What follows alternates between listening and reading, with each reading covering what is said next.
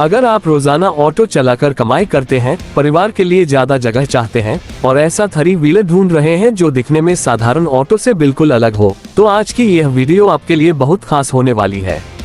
क्योंकि जिस 2026 टोयोटा बजाज राव5 को लेकर इंटरनेट पर इतनी चर्चा दिखाई दे रही है, उसका डिजाइन देखकर पहली नजर में यकीन करना मुश्किल हो जाता है कि यह एक ऑटो रिक्शा है। 7 सीटर जैसा बड़ा केबिन, प्रीमियम लुक, शानदार इंटीरियर और कार जैसी आरामदायक सीटिंग इसे सामान्य 3 पहिया वाहनों से काफी अलग दिखाती है। लेकिन सबसे बड़ा सवाल है, क्या ये वास्तव में भारत में लॉन्च हुआ है? इसकी कीमत कितनी होगी और क्या ये सच में माइलेज का किंग बन सकता है? इस वीडियो को आखिर तक जरूर देखिए, क्योंकि हम इन सभी सवालों को आसान भाषा में समझने वाले हैं। सबसे पहले इसके डिजाइन की बात करें तो सामने से यह राव5 काफी आधुनिक और प्रीमियम नजर आता है। बड़े हेडलैम्प, ऊंची रूफ लाइन, चौड़ा केबिन और चमकदार बॉडी इसे पारंपरिक ऑटो से ज्यादा एक छोटी एमपीवी जैसा लुक देते हैं।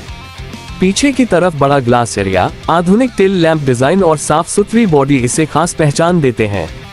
अगर ऐसा डिजाइन वास्तव में प्रोडक्शन मॉडल के रूप में बाजार में आता है, तो यह उन ग्राहकों को आकर्षित कर सकता है जो ऑटो रिक्शा में भी ज्यादा आराम और प्रीमियम अनुभव चाहते हैं। सबसे ज्यादा ध्यान खींचती है इसकी 7 सीटर जैसी केबिन व्यवस्था। तस्वीरों में क्रीम कलर की सीटें, अलग अलग पैसेंजर सीटिंग और पर्याप्त हेडरूम दिखाई देता है। परिवार के साथ यात्रा करने वालों के लिए ये कॉन्सेप्ट काफी आकर्षक लग सकता है। बड़े दरवाजे और खुला एंट्री एरिया यात्रियों के लिए अंदर बैठना और बाहर निकलना आसान बना सकते हैं। हालांकि वास्तविक सीटिंग क्षमता, पैसेंजर लिमिट और भारत में इसका होमोलोगेशन अभी आधिकारिक रूप से कंफर्म नहीं है, इसलिए इन बातों को लॉन्च से पहले अंतिम मानना सही नहीं होगा। अब आते हैं इसके इंटीरियर पर, जहां यह ऑटो रिक्शा से ज्यादा कार जैसा महसूस कराने की कोशिश करता दिखाई देता है। डैशबोर्ड में बड़ा infotainment screen, digital instrument cluster, multi function steering wheel और मॉडर्न सेंटर कंसोल जैसा डिजाइन नजर आता है। अगर प्रोडक्शन वर्जन में वास्तव में ऐसे फीचर्स दिए जाते हैं, तो ड्राइवर के लिए यह पुराने ऑटो की तुलना में काफी आधुनिक अनुभव हो सकता है। माइलेज की बात करें तो यहाँ सबसे ज्यादा सावधानी जरूरी है। इंटरनेट पर इसे बेस्ट माइलेज ऑटो रिक्शा कहा जा रहा है, लेकिन टोयोटा बजाज राव5 के लिए कोई आधिकारिक सर्टिफाइड माइलेज फिगर उपलब्ध नहीं है। इसलिए 40, 50 या 60 किलोमीटर प्रति लीटर जैसी कोई संख्या बिना आधिकारिक टेस्ट के बताना सही नहीं होगा। वास्तविक माइलेज इंजन या मोटर, ईंधन, बैटरी, वजन, सड़क ट्रैफिक, ड्राइविंग स्टाइल और यात्रियों के लोड पर निर्भर करेगा।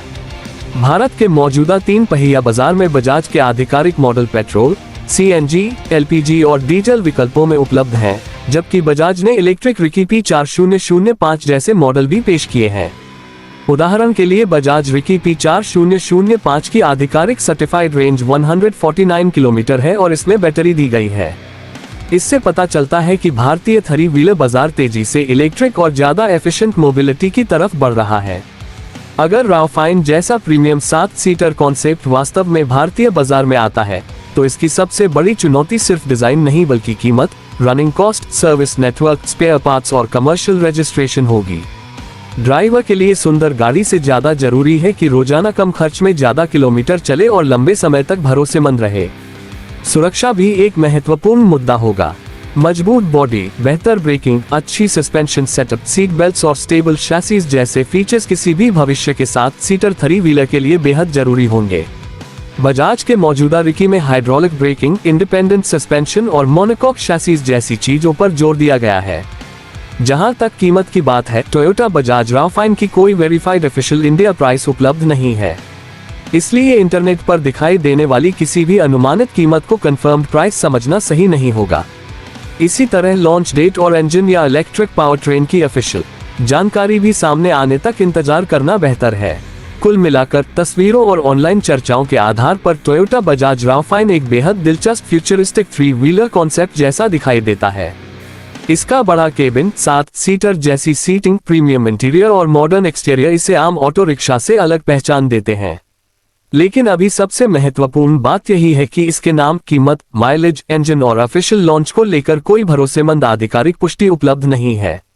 इसलिए अगर आप इसे खरीदने का सोच रहे हैं तो सिर्फ सोशल मीडिया की तस्वीरों या वीडियो के आधार पर फैसला न करें। आधिकारिक लॉन्च, सर्टिफाइड स्पेसिफिकेशंस, कीमत और रजिस्ट्रेशन डिटेल्स सामने आने के बाद ही इसे भारत के लिए असली विकल्प माना जा सकेगा। अगर भविष्य में ऐसा मॉडल वास्तव में बाजार में आता है और इसकी रनिंग कॉस्ट कम रखी जाती है तो ये पैसेंजर मोबिलिटी की दुनिया में एक बेहद दिलचस्प बदलाव ला सकता है।